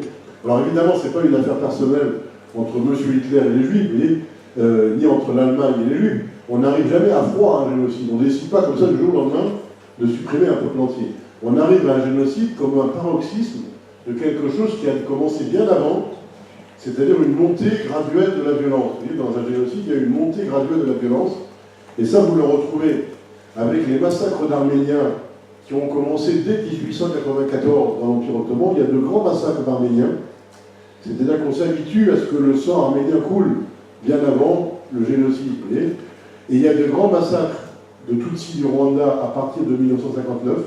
On s'habitue à ce que le sang des Tutsis coule. Vous voyez. Il y a eu des vagues comme ça de violence. Et vous avez dû entendre parler de ce qu'on appelle les pogroms. En Russie, à partir de 1881, il y a des grands massacres de juifs, et qu'on appelle les pogroms. Donc c'est parce qu'il y a eu ça avant qu'on arrive à un génocide. C'est parce qu'il y a eu des vagues successives, vous voyez, de violence, de sang qui coule. Et non seulement il y a le sang qui coule, on s'habitue à voir le sang couler, mais en plus il y a la violence verbale. C'est-à-dire qu'on parle des Arméniens, on parle des Juifs, on parle des Tutsis, avec un langage déshumanisant. Quand on s'habitue à parler d'un groupe humain de manière déshumanisante, c'est qu'on risque d'arriver à terme à un génocide. C'est-à-dire, étant donné que ce n'est pas des êtres humains, ça libère, ça désinhibe, il y a une inhibition, vous voyez, il n'y a que les êtres humains. Mais si vous arrivez à vous convaincre que ce n'est pas des êtres humains, alors c'est beaucoup plus facile de les tuer. Donc, je voulais vous montrer comment on arrive en 1938, il y a une montée de l'antisémitisme en Europe, et on arrive progressivement à un paroxysme qui va culminer avec la Shoah à partir de 1941. Mais ça a pris des années. Il y avait le vieux fond chrétien antisémite. Il y a eu, alors, c'est pour ça qu'à partir des années 60, les églises ont commencé à se remettre en question elles-mêmes, en disant qu'il y a indirectement l'enseignement du mépris des Juifs véhiculé par l'Église a servi de terreau, c'est comme si c'est l'expression qu'on emploie. L'Église n'a jamais préconisé de massacrer les Juifs, mais l'enseignement du mépris des Juifs véhiculé par l'Église a pu servir de terreau à des assassins modernes comme les nazis, vous voyez, qui, eux, on parle un langage de meurtre, c'est pas un langage simplement de conversion, des choses comme ça. On ne peut pas se convertir à une autre race, c'est ça qui est intéressant à comprendre, on peut se convertir à une autre religion qui est plus forte que vous et qui fait pression sur vous. Et si on veut, par exemple, échapper, vous voyez, à une persécution religieuse, on change de religion. Mais on ne peut pas changer de race. Éventuellement, vous pouvez imaginer qu'on se mélange avec la race dominante, pour échapper à une persécution par le mélange. Et justement, les racistes ont horreur des mélanges. Ils ne veulent pas qu'on se mélange. Et la seule chose que les racistes tolèrent, c'est l'expulsion. Partez loin, on ne veut plus vous voir. Et je viens de vous montrer qu'à partir de 1938, ils ne pouvaient plus émigrer. Et donc, il y a une sorte de piège qui va se refermer sur eux, vous voyez, avec les nazis qui occupent toute l'Europe et qui tuent tous les juifs partout en Europe. Enfin, qui essayent en tout cas de tuer tous les juifs partout en Europe. Alors peut-être que je vais terminer mon inventaire, mon exploration, en vous montrant qu'aujourd'hui, les théories des races que les nazis ont proposées n'ont pas tellement de succès. Vous n'avez pas beaucoup de gens qui vous parlent aujourd'hui de la race aryenne, de supprimer... D'abord, peut-être un détail important, je crois, c'est que souvent, vous entendez la formule, les nazis considéraient les juifs comme une race inférieure. Mais c'est une erreur, c'est inexact. Les nazis ne considéraient pas les juifs comme une race inférieure, les nazis considéraient les juifs comme une race de trop. C'est-à-dire qu'ils employaient un mot allemand qui était Gegenrasse. Gegenrasse en allemand, ça veut dire une contre-race ou une anti-race. Dans la logique des nazis, il y a une échelle des races. Donc il y a tout en haut de l'échelle, il y a évidemment les Aryens, vous voyez, qui sont formidables, qui ont vocation à dominer tout le monde. Il y a une échelle, on descend de plus en plus. Alors, tout en bas de l'échelle, vous avez évidemment les Noirs, ils sont très racistes contre les Noirs. Ils sont très racistes contre les peuples qui parlent des langues slaves. Vous avez dû entendre parler de leur idée de transformer les peuples de l'Est européen en esclaves, donc ils sont très racistes. Mais raciste, ça veut dire que les gens qui sont en bas de l'échelle ont vocation à travailler pour vous comme esclaves. Mais les juifs n'ont même pas vocation à travailler pour vous comme esclaves. Les juifs ne sont pas inférieurs, ils sont de trop. Les juifs sont de trop. Les juifs sont une sorte d'erreur de la nature, du point de vue des nazis. La nature a fabriqué une race de trop qu'il faut supprimer purement et simplement. C'est ça qui fait qu'à l'arrivée dans les camps de concentration, plus de 80% des juifs ne rentraient pas dans les camps mais étaient gazés immédiatement. C'était là qui ont préféré les tuer que de les transformer en esclaves. Et vous avez entendu parler de ça un petit peu dans vos cours d'histoire. Cette fameuse sélection qui faisait que les juifs n'avaient même pas le droit de rentrer comme esclaves dans les camps de concentration. Il fallait les tuer parce qu'ils étaient de trop, purement et simplement. Et il y a les fameux camps d'extermination où là il n'y a même pas de sélection, où tout le monde va mourir directement. Donc c'est de là que ça vient, oui, ça vient de cette idée d'une race de trop. Donc ce genre de théorie raciale délirante que les nazis véhiculaient, ça n'a pas beaucoup de succès aujourd'hui. Certes, il y a encore ce qu'on appelle les suprémacistes blancs, les gens qui ont tué dans une synagogue à Pittsburgh. Donc, ça existe encore des espèces de néo-nazis qui croient à cette théorie-là, mais c'est pas ça qui est le plus dangereux aujourd'hui. C'est dangereux, il faut les surveiller, il faut les canaliser, ces gens-là, mais c'est pas eux qui sont l'élément le plus dangereux. Aujourd'hui, ce qui est... D'un côté, vous avez les églises qui ne véhiculent plus un langage antisémite, anti-juif, et vous avez les théories nazies qui sont en recul, même si elles sont encore présentes, mais par contre, la judéophobie se porte très bien aujourd'hui. Il y a beaucoup de sentiments hostiles aux juifs qui circulent et qui sont très dangereux, qui peuvent provoquer une mort d'homme. D'ailleurs, c'est pour ça qu'on fait cette séance, qu'on apporte cette question aujourd'hui. Donc le sentiment anti-juif n'a pas décliné, il est toujours là. Les préjugés anti-juifs sont toujours là, mais ça a pris une forme nouvelle. Alors, aujourd'hui, la forme la plus répandue de la judéophobie, c'est ce qu'on appelle la théorie du complot. Théorie du complot, ou le complotisme, on dit souvent. C'est-à-dire, alors ça c'est très moderne, vous voyez, dans la théorie du complot, on essaie de proposer une explication simple, je dirais même une explication simpliste, à tous les malheurs de l'humanité. L'idée c'est qu'on vit dans un monde mondialisé, vous connaissez l'expression, souvent on dit globalisé, en fait c'est un mot anglais global, donc il vaut mieux dire mondialisé. On vit dans un monde mondialisé dans lequel il y a des phénomènes très complexes qu'on ne comprend pas. Je prends comme exemple, vous êtes ouvrier dans une usine en Bretagne, on va vous licencier parce que la bourse de Singapour a baissé et donc il y a tout un jeu très complexe de phénomènes, de causes et d'effets que vous ne comprenez pas, mais ça vous tombe sur la tête, on va vous licencier. Et dans un monde comme ça, qu'on ne comprend pas, vous avez besoin d'une explication à ce qui vous arrive et vous avez des gens qui vous proposent une explication simple à tous les malheurs du monde, y compris vos malheurs à vous, avec une seule cause simple qui explique tout. Et en général, c'est quoi, dans la théorie du complot, la cause unique, simple, qui explique tout? C'est qu'il y a un petit groupe d'hommes méchants qui complotent pour faire du mal à l'humanité. Vous montrez du doigt un groupe d'hommes méchants qui complotent pour faire du mal à l'humanité, et là, vous avez l'explication de tout ce qui ne va pas sur la planète, y compris pour vous-même et pour tout le monde. Alors, en fait, oui, là, je m'adresse à vous en tant que jeunes hommes et jeunes femmes qui est encore en train de vous former. Dès que quelqu'un vous propose ce genre d'explication, vous voyez, des malheurs de l'humanité, il faut qu'il y ait un petit signal qui s'allume disant il est en train de me raconter des bobards. C'est-à-dire qu'il n'y a jamais une cause simple qui explique tout, qui serait la méchanceté d'un petit groupe méchant, d'un petit groupe humain méchant. Il y a toujours beaucoup de complexes, il y a toujours beaucoup de facteurs ensemble qui interagissent et qui expliquent les phénomènes humains. Et il y a des explications beaucoup plus compliquées aux phénomènes humains. Et donc là, en l'occurrence, vous avez compris, je pense, ce qu'on appelle la théorie du complot. Il y a les théories du complot juif qui a beaucoup de succès. Et il y a beaucoup d'autres complots qui sont proposés, vous voyez, sur le marché des complots. Mais le complot juif a beaucoup de succès. C'est-à-dire que les juifs sont un petit groupe d'hommes méchants, très dangereux, qui complotent pour faire du mal à l'humanité. Et ça marche tellement bien, cette théorie du complot juif, que quand vous avez du mal à vendre un autre complot, si vous le couplez avec le complot juif, là ça marche très bien. Je prends l'exemple du complot des francs-maçons. C'est difficile aujourd'hui d'expliquer aux gens que c'est à cause des francs-maçons qu'on a des problèmes en France. Et si vous dites le complot judéo-maçonnique, là ça marche beaucoup mieux. Donc le complot judéo-bolchevique, vous voyez, les bolcheviques, c'est difficile de prouver que c'est à cause d'eux que ça ne va pas, mais le complot judéo-bolchevique, ça marche beaucoup mieux. Donc, vous voyez, si vous voulez vous mettre à votre compte comme promoteurs de théorie du complot, je vous conseille de mettre le complot juif dans votre produit, et ça se vendra beaucoup mieux. Hein. Ça se vendra beaucoup mieux parce que ça renvoie à des vieilles histoires qui viennent de la religion, ou qui viennent des races, vous voyez, et qui continuent à circuler. Hein. Et donc ces théories-là marchent très bien. Très brièvement, je vous donnerai les deux grands piliers de la théorie du complot juif. Vous voyez, premier pilier de la théorie du complot juif, c'est les protocoles des sages de Sion. Les protocoles, hein, souvent on vous dit le protocole, c'est une erreur, il faut dire les protocoles des sages de Sion. Les protocoles des sages de Sion, c'est une brochure antisémite publiée en 1903 en Russie,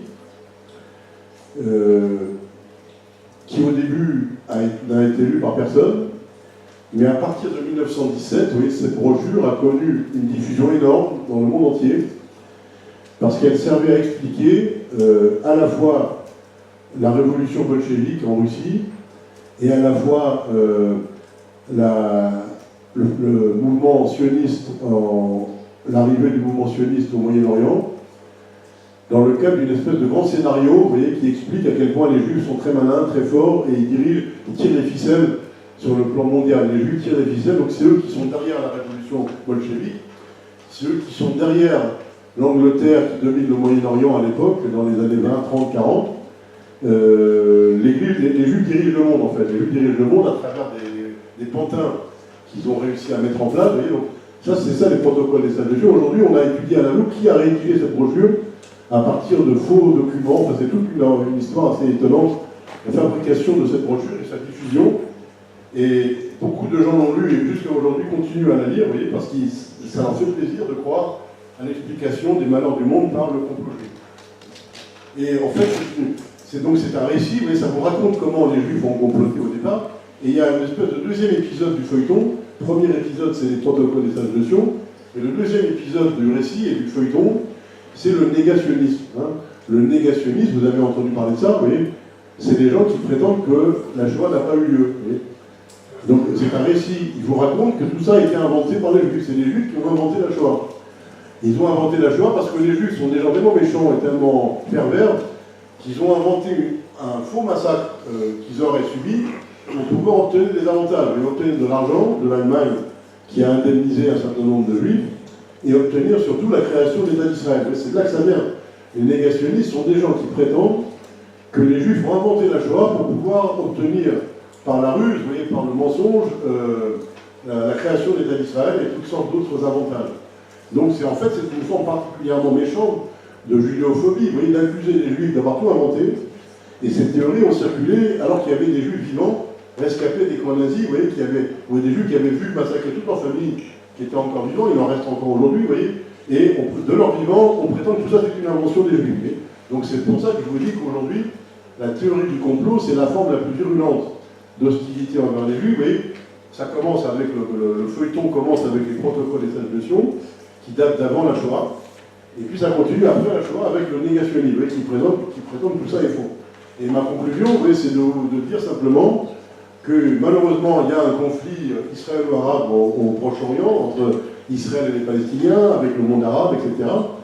Et que malheureusement, à cause de ce conflit, il y a une tentation très forte aujourd'hui de diaboliser les Israéliens. C'est-à-dire que de sortir d'une discussion politique rationnelle à propos du conflit en essayant de poser le pour et le contre, pourquoi il y a ce conflit, pourquoi il y a cette guerre, est-ce que le gouvernement israélien a une bonne politique, une mauvaise politique, est-ce que la direction palestinienne, les différentes directions palestiniennes font bien ou pas bien leur travail, mais au lieu de sortir d'une discussion rationnelle sur le conflit israélo-arabe, vous avez une dérive qui consiste à diaboliser les Israéliens. Alors là, on emploie le mot sioniste, vous voyez, pour dire que c'est quelque chose de diabolique. Et en fait, c'est le complot sioniste qui est la forme la plus répandue du complot juif. Et on parle d'un complot sioniste pour attaquer les Palestiniens, pour attaquer les Arabes, pour faire souffrir. Finalement, tous les pauvres de la terre sont malheureux à cause du complot sioniste. Vous voyez. Et je résume ça personnellement en 2 phrases. Tous les riches sont juifs et tous les juifs sont riches.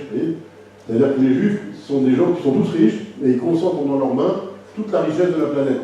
Et quand on a ce genre d'explication dans la tête, simpliste, vous voyez, on croit qu'on a compris le monde dans lequel on vit. Ça soulage en fait pas du tout les pauvres, ça soulage pas les malheurs des pauvres, mais on croit qu'on a compris pourquoi les pauvres sont malheureux, c'est à cause des juifs qui concentrent dans leurs mains toute la richesse de la planète. Oui. Alors, donc si on veut dégonfler ça, il faut constater que la plupart des juifs ne sont pas riches, et que la plupart des riches ne sont pas juifs, vous voyez, que cette explication est délirante, vous voyez, des malheurs du monde, et il y a un vrai conflit entre Israël et les Palestiniens, mais ce n'est pas le grand conflit planétaire, vous voyez, mystérieux qui est la lutte du bien contre le mal, vous voyez, au niveau mondial. C'est un conflit parmi beaucoup d'autres conflits qu'il y a sur la planète, et je voulais donc faire le lien avec l'actualité, vous voyez, parce que malheureusement, souvent aujourd'hui, quand il y a des crimes commis contre des juifs en France, c'est commis souvent par des jeunes qui ont reçu une éducation musulmane complètement ratée. Ils ne connaissent pas en fait l'islam, ils ne connaissent pas du tout la doctrine de l'islam, ils connaissent juste une interprétation ultra simpliste de l'islam et qui croient que le mal c'est des sionistes et qu'il faut venger les Palestiniens en allant tuer un juif qui est près de chez soi. Vous voyez, malheureusement, c'est cette espèce de bouillie des théories du complot mélangée avec une méconnaissance de l'islam en fait qui provoque des résultats catastrophiques de temps en temps dans les rues de France. Hein, donc j'essaie de faire ce parcours, vous voyez, avec vous sur 2000 ans.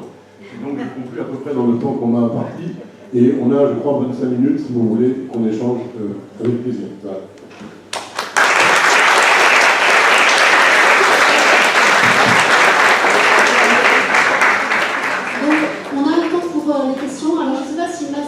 Peut rester ou pas, si vous avez des engagements, vous pouvez, voilà. Mais en tout cas, maintenant, c'est effectivement le temps des questions. Donc je vais vous donner le micro qui va circuler, parce qu'en fait, on a pas celui-ci.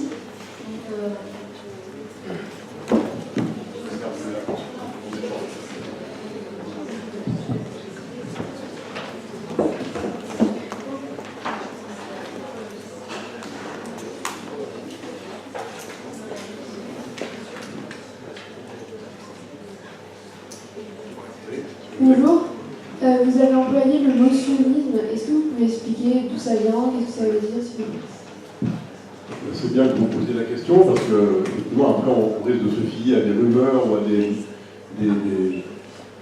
préjugés. Préjugés, ça veut dire justement quand on juge quelque chose a priori sans avoir cherché à comprendre. Hein.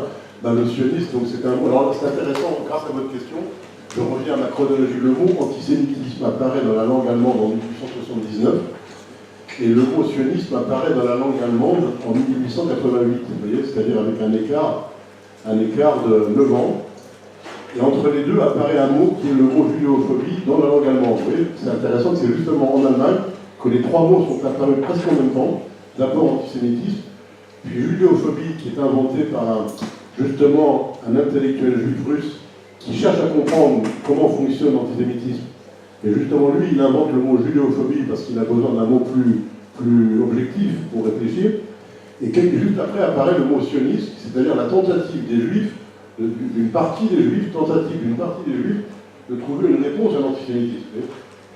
On est confronté à cette agression, on veut nous chasser d'Europe. Alors, quel projet on va proposer aux autres juifs pour s'en sortir, pour faire face? Donc il y avait plusieurs projets possibles, vous voyez, pour un juif confronté à l'antisémitisme à la fin du 19e en Europe.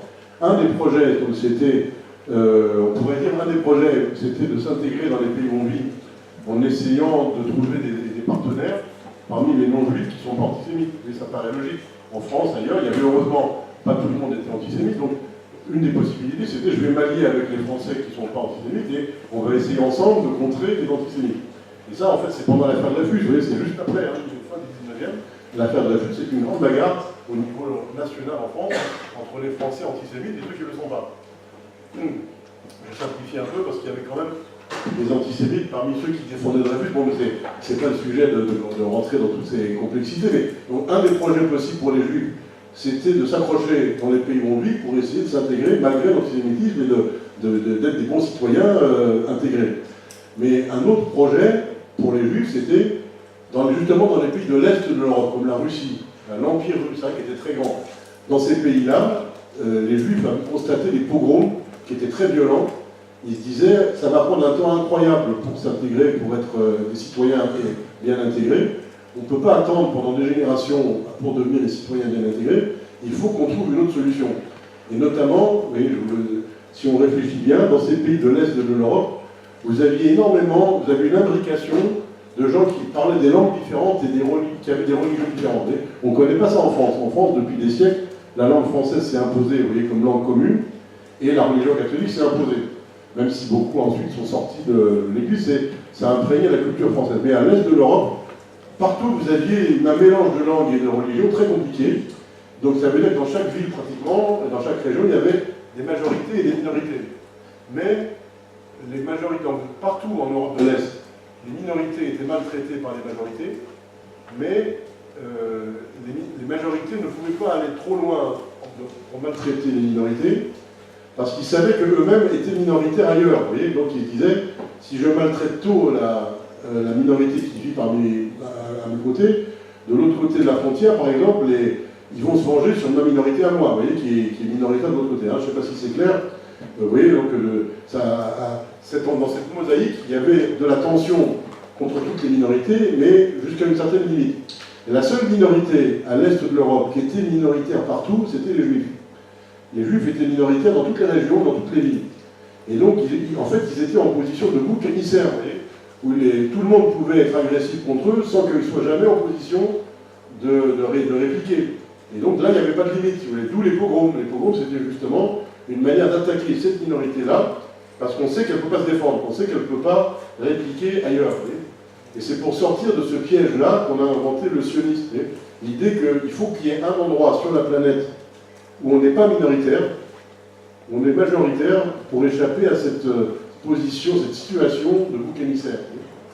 Et les Juifs de Russie, de l'Est de l'Europe, ont voulu trouver un endroit où les Juifs seraient majoritaires, et ils ont choisi comme endroit ce qu'on appelle Palestine, qui est le terme que les Romains ont donné à la Judée, donc le pays qui, pour des raisons religieuses, spirituelles, a toujours été très au cœur, vous voyez, de la culture juive.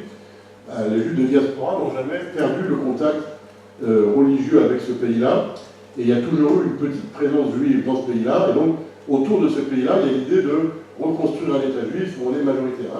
Alors évidemment, ce projet-là, il a rencontré des obstacles. Vous voyez, l'obstacle principal étant que les populations arabes n'ont pas tellement envie de devenir minoritaires à l'intérieur d'un État où les Juifs sont majoritaires. Ça, on est en plein dans l'actualité avec ça. Mais il faut comprendre d'où vient le projet. Vous voyez, le projet vient d'une volonté d'une partie des Juifs d'Europe de sortir des persécutions autrement.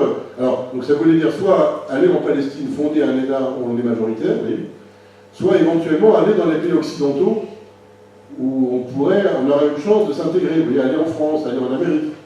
Et le problème, c'est que quand les Juifs ont émigré vers des pays occidentaux, l'antisémitisme a émigré avec eux. C'est comme ça qu'on disait à la fin malheureusement, l'antisémitisme émigre avec nous, d'où l'antisémitisme en Allemagne, en France, en Amérique. Vous voyez, donc le sionisme, c'est une tentative de sortir de ça, même en Occident, vous voyez, avec l'État d'Israël. Voilà, j'essaie de vous présenter ce que c'est vu du point de vue des Juifs. Et non pas vu du point de vue des Arabes qui n'ont pas envie de voir les Juifs s'installer à côté d'eux et devenir majoritaires, vous voyez, dans un petit territoire qui est le territoire d'Israël. Après, donc, finalement, il faut partager ce petit territoire en deux États, vous voyez, qui est la solution la plus raisonnable. Oui, alors allez-y.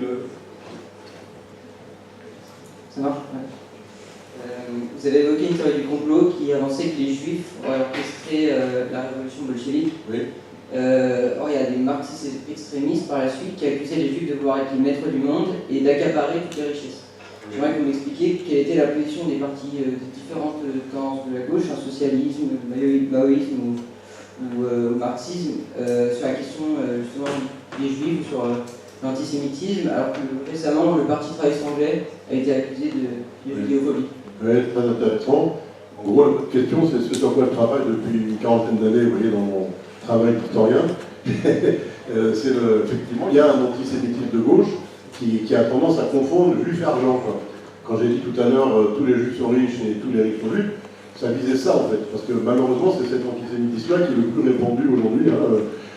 L'idée donc alors Karl Marx lui-même, en fait, on dit souvent qu'il est des juifs, en fait il est né dans une famille juive convertie au protestantisme, et justement Karl Marx était très mal à l'aise par rapport aux origines juives de sa famille. Karl Marx était pratiquement antisémite lui-même. Et beaucoup de socialistes du 19e et de marxistes étaient antisémites. Alors après, il y a eu une évolution à partir de la fin du 19e, à partir de l'affaire Dreyfus, à la fin du 19e, les socialistes et les marxistes ont compris que, à cause de cette confusion entre juifs et argent, les antisémites étaient en train d'attirer à eux les ouvriers et les travailleurs. Vous voyez, normalement, l'idée des socialistes et des marxistes, c'est de rassembler les ouvriers et les travailleurs manuels pour les libérer, pour leur bien, pour leur progrès. Et or, s'ils vont tous vers les antisémites, vers le mouvement antisémite, qui est un mouvement organisé, ça veut dire que les capitalistes non juifs peuvent dormir tranquilles, vous voyez. Personne ne va les attaquer puisqu'on n'attaque que les juifs. Alors d'un côté, vous avez des ouvriers juifs qui vont être persécutés au nom d'une théorie qui les confond avec les capitalistes juifs, vous voyez. Et d'un autre côté, les capitalistes non juifs vont dormir tranquilles et ils vont continuer à dominer tranquillement. Alors, donc c'est pour ça que les marxistes et les socialistes ont compris qu'il fallait rectifier leur théorie à partir de la fin du 19e. Jusqu'à aujourd'hui en principe. Mais régulièrement, il y a des résurgences. Vous voyez, il y a des résurgences de ce vieux fond antisémite de gauche, antisémite socialiste ou marxiste qui remonte au 19e siècle. C'est pas complètement, mais on ne peut jamais effacer complètement ce genre de théorie.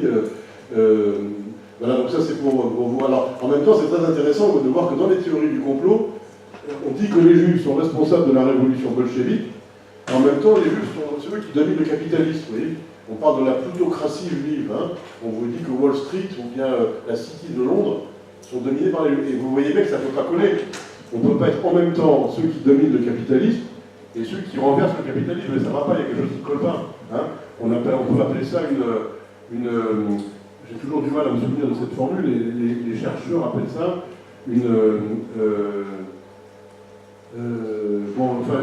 une assertion totalement illogique. Vous voyez, on ne peut pas en même temps être blanc et noir, on ne peut pas être en même temps le plus et le moins. Donc voilà, mais vous avez mis le doigt sur les contradictions des théories du complot. C'est pour ça que quelqu'un qui est raisonnable et qui réfléchit ne peut pas adhérer, ne se méfier de ce genre de mode de raisonnement. Oui, allez-y au premier rang. Je crois qu'il va vous passer un micro.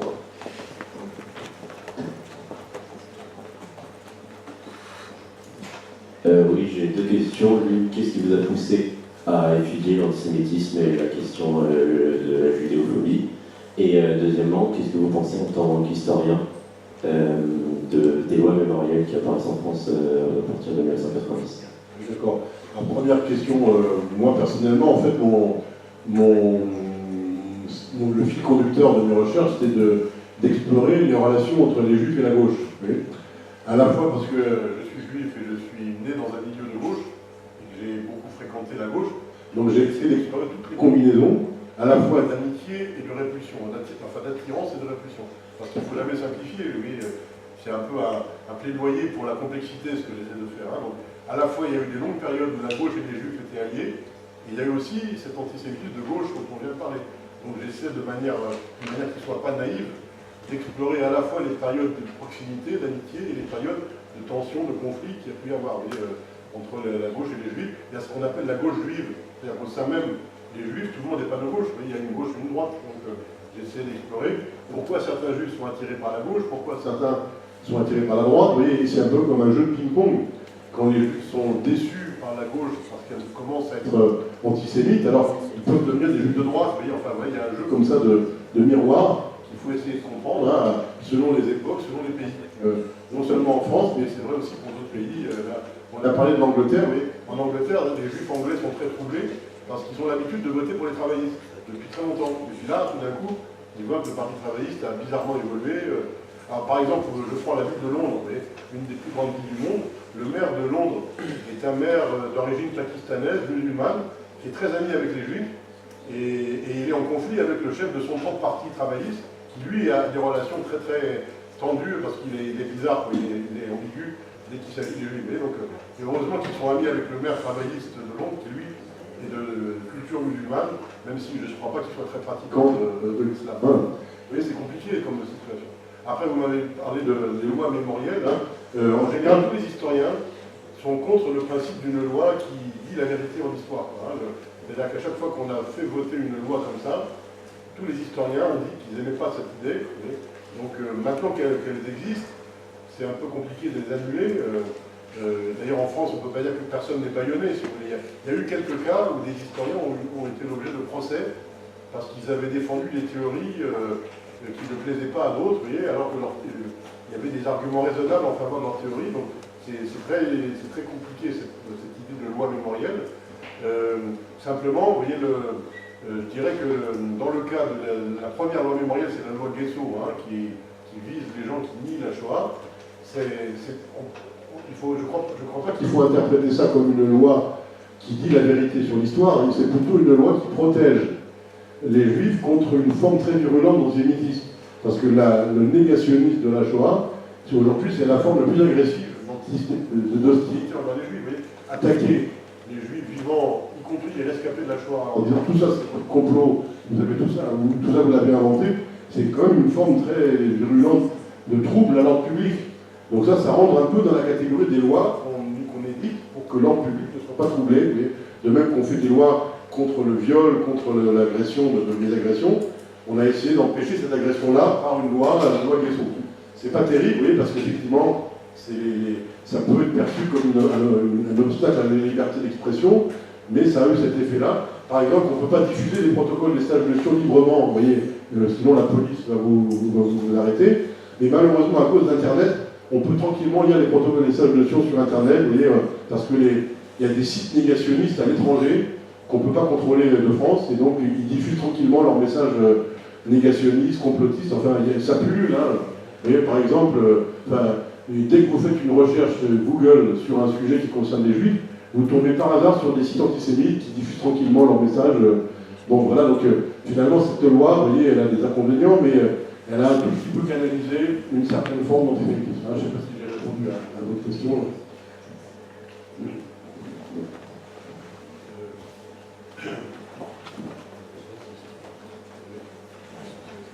Bonjour. Je voulais savoir, vous avez parlé de l'antisémitisme actuel, et je voulais savoir à quel point il était encore présent, par exemple par rapport à l'entre-deux-guerres ou à la fin du 19e siècle. Alors là encore, mais si on essaie d'analyser calmement ces sujets-là, parce que souvent les Juifs ont des réactions un peu émotionnelles qu'on comprend, et souvent vous avez inversement des réactions de déni de la part, par exemple, des journalistes ou bien de la part des magistrats. Et j'ai observé, vous voyez, que les policiers sont beaucoup plus réalistes sur ces sujets-là que les journalistes ou les magistrats. Parce que les policiers, leur métier, c'est d'être présents sur le terrain et d'observer de près les problèmes de violence, les problèmes des tensions qu'il y a dans la société. Donc quand les gens viennent se plaindre de quelque chose, les policiers sont en première loge. Alors que les journalistes, ils passent par des intermédiaires et souvent, ils sont dans le déni. Une des choses importantes qui a changé par rapport aux années 30, par exemple, c'est que les médias ne peuvent pas diffamer les Juifs ouvertement. Avant 1939, vous pouviez tranquillement publier des journaux qui insultaient les Juifs tous les matins. Et vous pouviez répandre des fausses nouvelles sur les Juifs tous les matins, et il n'y avait pas de limite. Et c'est début 1939 qu'on a fait en France la première loi antiraciste qui permet de condamner un journal pour diffamation raciale.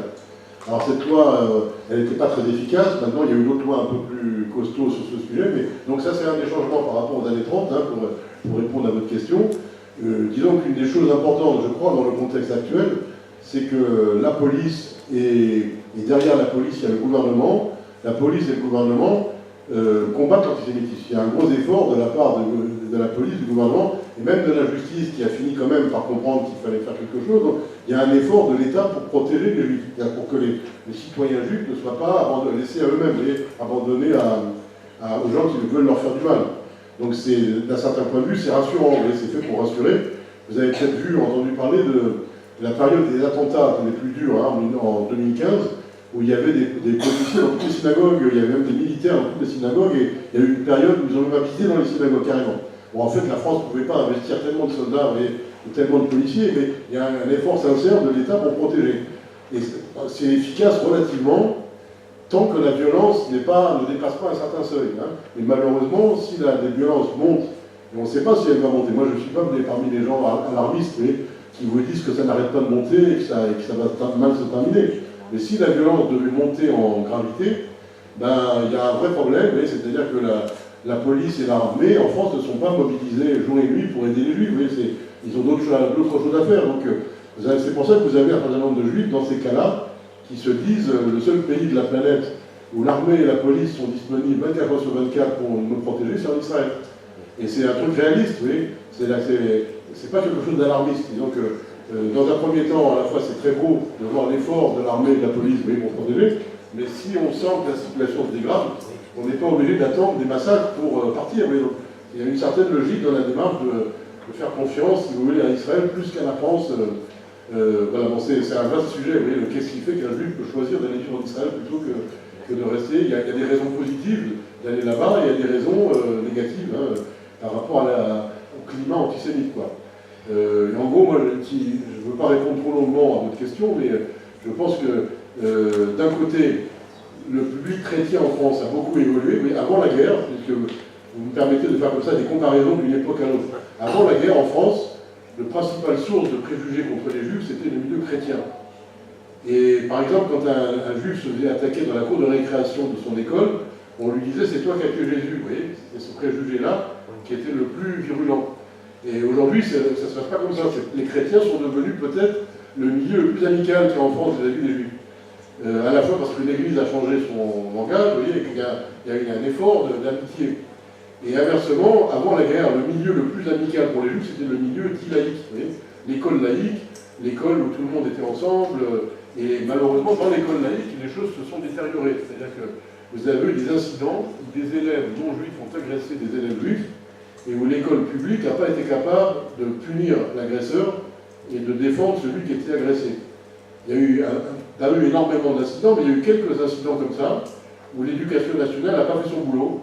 Et à cause de ça, ça a créé une espèce de malaise général, où beaucoup de familles juives ont retiré leurs enfants de l'école publique et les ont mis soit dans les écoles juives, lorsqu'il y avait des écoles juives, soit même dans les écoles chrétiennes, vous voyez, parce que maintenant que les relations sont devenues beaucoup plus amicales avec les chrétiens, ils savent que ce sont des bonnes écoles où on ne va pas chercher à convertir leurs enfants au christianisme, et on va même les traiter gentiment, etc.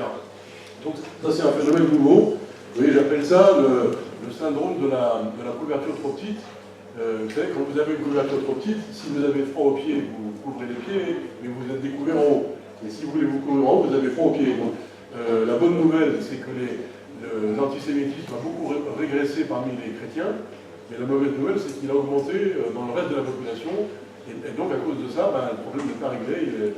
Les juifs peuvent vivre avec ça aujourd'hui en France. Et quand ils font le choix de vivre en Israël, ils vivent avec le conflit israélo-palestinien, qui n'est pas facile non plus. Ça déplace le problème, mais il y a toujours un problème quand on est juif à vivre avec des équations compliquées. Voilà, il faut l'accepter.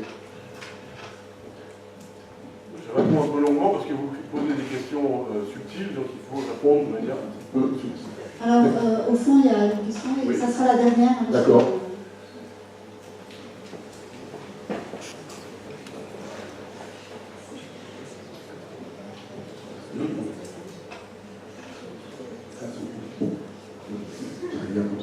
Grâce au micro, on va vous entendre. Allez-y. Je voulais savoir, tout à l'heure vous avez dit que le judaïsme a rencontré certaines hostilités dans l'Antiquité, mais plus restreintes par rapport au Moyen-Âge et aux époques postérieures. Et je voudrais savoir pourquoi le judaïsme a rencontré des hostilités, tandis que d'autres religions orientales comme le mitraïsme ou le catholisme, enfin le christianisme, n'ont pas rencontré ces difficultés aussi longtemps, enfin ça n'a pas perturbé. Alors, bon, c'est un vaste sujet, il y a des spécialistes de ça, moi je ne suis pas spécialiste de ça. Mais quand j'ai dit que le préjugé anti-juif de l'Antiquité n'était pas fondamental dans le temps et dans l'espace, j'ai voulu dire donc que ce n'est pas généralisé et ce n'est pas permanent. Mais c'est ponctuel dans certains lieux et dans certaines périodes. Et en fait, justement, dans l'Antiquité, le judaïsme a eu beaucoup de succès. Il y a eu un large écho du judaïsme. En fait, une des raisons pour lesquelles le christianisme a dû polémiquer contre le judaïsme dans les premiers siècles du christianisme, c'est parce que le christianisme avait du mal à se frayer un chemin, parce que le judaïsme avait beaucoup de succès parmi les païens. C'est pour ça qu'il ne faut pas retenir plutôt l'idée d'hostilité, il faut plutôt reprendre l'idée d'un intérêt des païens pour le judaïsme. Vous voyez, par exemple, le fait de ne pas travailler le Shabbat, ils trouvaient ça intéressant. Une religion qui vous permet 24 heures de repos par semaine. Donc il y avait beaucoup de succès du judaïsme parmi les païens. Le judaïsme était prosélyte dans l'Antiquité. Le judaïsme a recruté beaucoup de gens parmi les païens. Et en fait, j'aurais dû dire ça dans mon exposé, mais grâce à vous, ça permet de compléter. Le tournant, c'est quand l'empereur romain, comment il s'appelle, l'empereur Constantin se convertit au christianisme, Au IVe siècle de l'ère chrétienne, le christianisme devient religion officielle de l'Empire romain, et à partir de là, on interdit aux juifs de convertir les païens, et donc le christianisme, lui, est prosélyte, mais il empêche le judaïsme d'être prosélyte. Et donc, mais jusque-là, le judaïsme avait beaucoup d'écho parmi les païens, vous voyez, c'est plutôt cette idée-là qu'il faut retenir que les quelques livres anti-juifs qui ont été écrits, ou bien l'affaire d'Alexandrie, dont je vous ai parlé, qui n'est pas tellement importante à retenir là. Je pense qu'on va finir. Merci beaucoup.